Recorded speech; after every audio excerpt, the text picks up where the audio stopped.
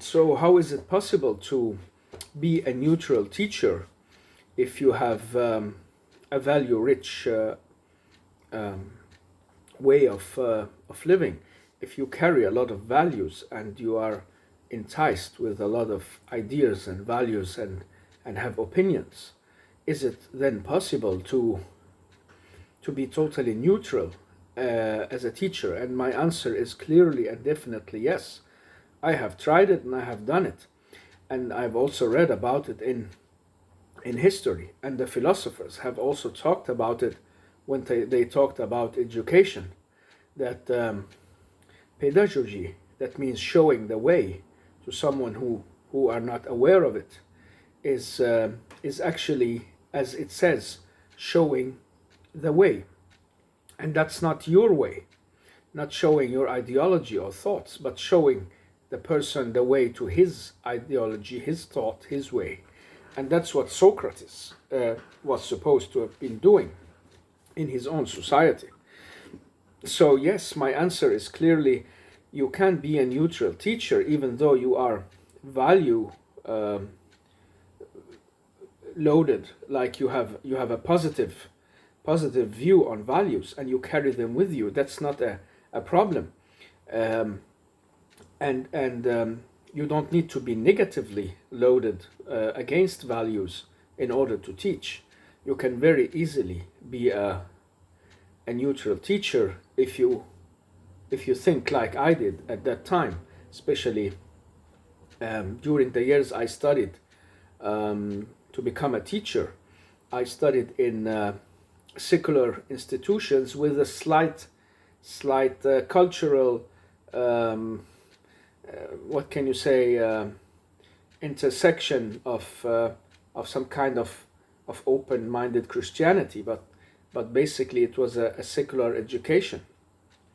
At the same time, I was a kind of very religious and well-versed preacher and communicator, delivering the message that I believe in. So how could I shift between these two when I went into schools and I wanted to teach some kids? Of course, it's easier to teach kids from your own community and with people who likes your ideas or believe in them, and that's why many people with values they choose to teach where their values are appreciated, and that's why we have the private and free schools, and we have the alternative communities where teachers are hired because they have the values they do. But what can I do when I am in a situation where I'm teaching like in a public school or in a school of values that's not mine or doesn't collaborate with my ideas entirely?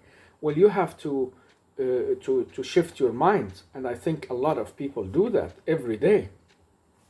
And I think it's a worldwide phenomenon now because it's not just small places where a stranger comes in and has to adapt to the environment. It's always small environments adapting to each other, and many people who seemingly seems like secular or having no values can have a lot of values, political values. I remember one of my teachers in high school. He taught us society, and the first thing um, he said, "I will let you know immediately. I vote to the left, and I vote for this party in particular. And so whenever you hear me talking about that, you should know that's because my affiliations is there. That's my values, and that's where my beliefs are. But I'm not gonna teach you out of my perspective. I'm gonna lay society in front of you as a science and as a way of life as it is. And that's a big difference. And that's an important difference. I learned that from that teacher early on in high school. So when I went on studying, I knew I could like change the caskets, and if I were among kids and young people who didn't share my beliefs, it's not up to me to entice them or manipulate them to share my beliefs. So I was very careful to stay neutral and to deliver the topics I was supposed to deliver without trying to what can you say, without trying to deliver them and infect them with my own opinions, or infect the people and the kids listening to them with my special meaning. And that's what the secular society sometimes can be scared of. They do not trust religious people. They think they are always hallucinating and demagogues, like they are always out to convert people to their own visions and ideas, and they are missionaries all the time. That's true, but that's not the truth anyhow. It's because in the societies we live in, we know we have to be pragmatic, and we have to take care not to force anything upon people. And I've always been fan of the idea of Socrates, that he could make people aware of stuff, but never try to take over with his own opinions, or try to just manipulate them into one thought or answer. So even though I believed in what they call the intelligent design, or the creation of humans and of people by a source we call God, I knew a lot about the evolution theory and its atheistic what can you say, curfews, because the evolution theory wasn't atheistic, and Darwin wasn't atheistic either, but he became like the symbol of one saying, well, the beginning was all a cell, and that they will develop, and that's the problem. They start with the cell, they don't start with the source of the cell. Adam was also a cell, but how did it happen?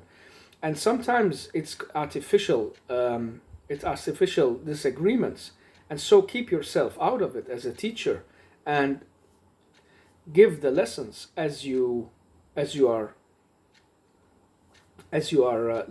employed to do. So when I had a book in biology and we had to talk about these topics, I laid them on the table without trying to manipulate to my opinion or against it, and actually being careful always to mention as many arguments for and against, or letting the pupils take the case on their own as a project and look into it without my interference, and ask them to talk to their parents, because their parents are allowed to influence them with the thoughts they want.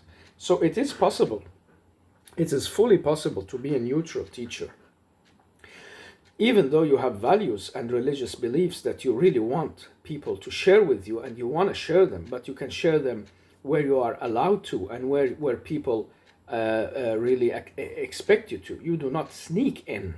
That's the main value for me, and that's the main issue.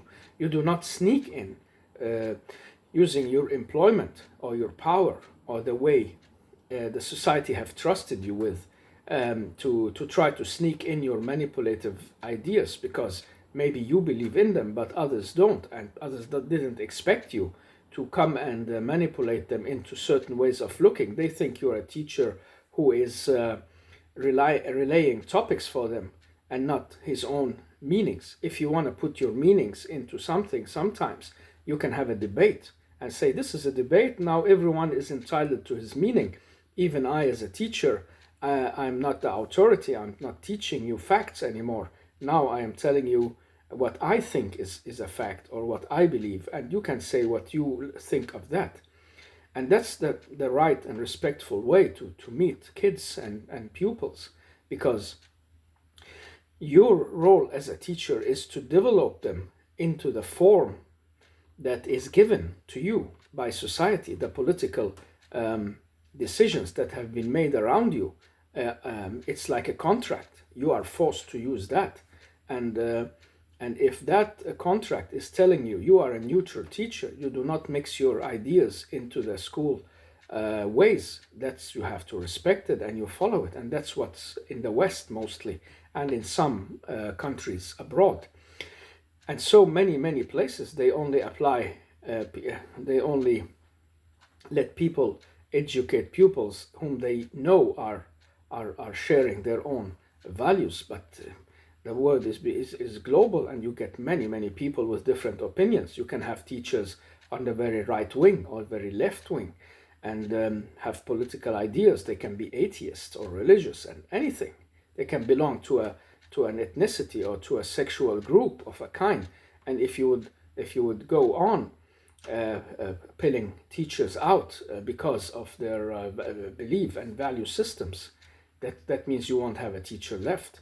But sometimes the people who stands out and are well known, they are more hard to hire, because everybody thinks about them that they can't be neutral at all. But I have proved it, and I have been neutral for many years as a teacher, and I've got the best recommendations from my bosses and the places I've worked, and the pupils have really been enjoying the time we had together. And I've sometimes had other teachers in my classes, or they've been following me without me knowing, and like gathering information of what I've been doing. And they could see that this is just an ordinary teacher who keeps his opinions to himself and out of the case. And I did that part of the time because of the rules and regulations, and part of the reasons is because I believe that's the right way. Even my own kids, I like to share my culture with them, and I am okay with their mother. What can you say? Learning them about the practices and cultural issues that they are born with and that she believes in, and I can do the same, and so can any parent. But as a teacher, I would like my kids to learn about my experiences and what I believe, but they don't have to share it. They can go out in the world and look out for themselves, and look into me and the world, and choose between it, and maybe find their way, or take and give, whatever. So I want them to be like that, and I want them to know that their dad isn't a demagogue who just wanna inflict us with his special opinions on things, but he want to relate them to us and give them on as his way and his choices, but not necessarily ours. And I made that very clear to them, that it's okay, you disagree with me, and maybe you practice things I don't do. Maybe you are more religious than I am today. That doesn't mean you are bad in my eyes, or the opposite.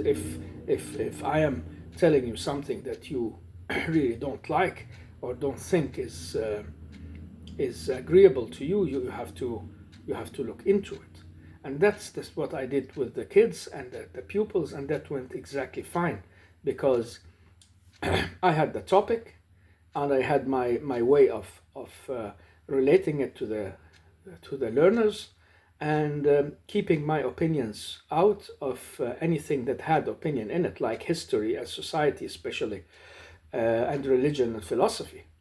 I can explain, but I have to go into a debate and understand that people can understand this differently, and be very careful not only to put one-sided view.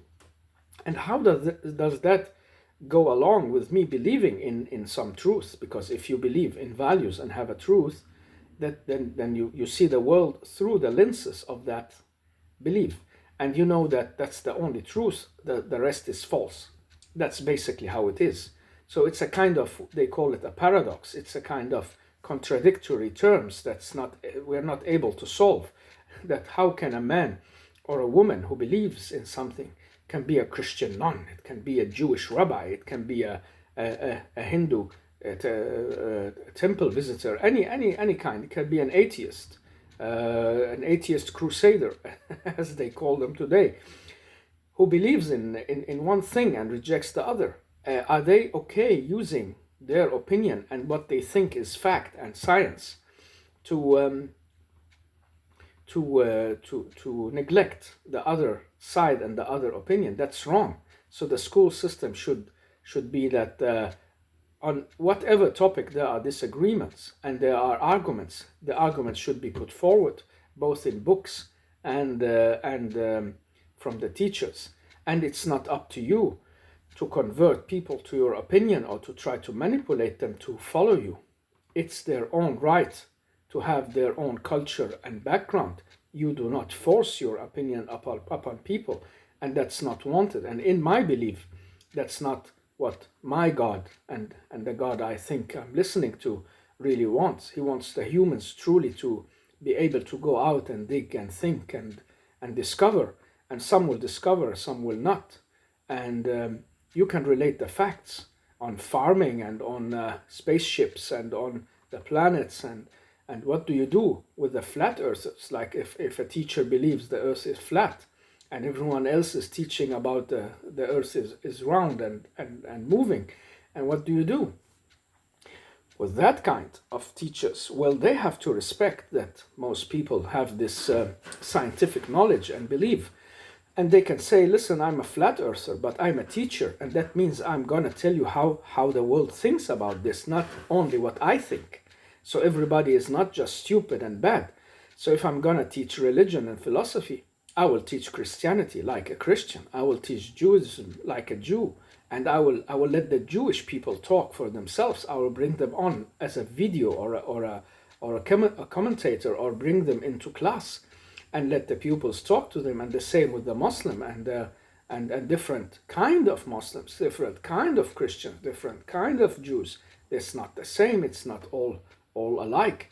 So what do? You let the representatives talk for themselves, and you let the books or the text be standing in their own right. And then you can have a debate and you say, listen, now it's time for the debate. My opinion on that text is that it's this and that. What do you think? How do you see it?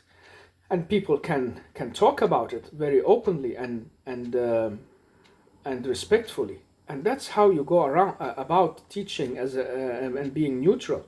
You have to put that side away of yourself that believes so strong. Always believe very strongly that it leaves way for a small doubt, and believe very strongly that others have the right to believe otherwise. These are the mottos I follow and have been following. Believe in a way that is very strong and very valuable for you, but believe that the people and others have the same right of having what they believe in. So how can you be a teacher? You can be a teacher by relating the world as it is, showing them how it works, showing them the different sides of it. That's all you need to do. Don't let the pupils be blind.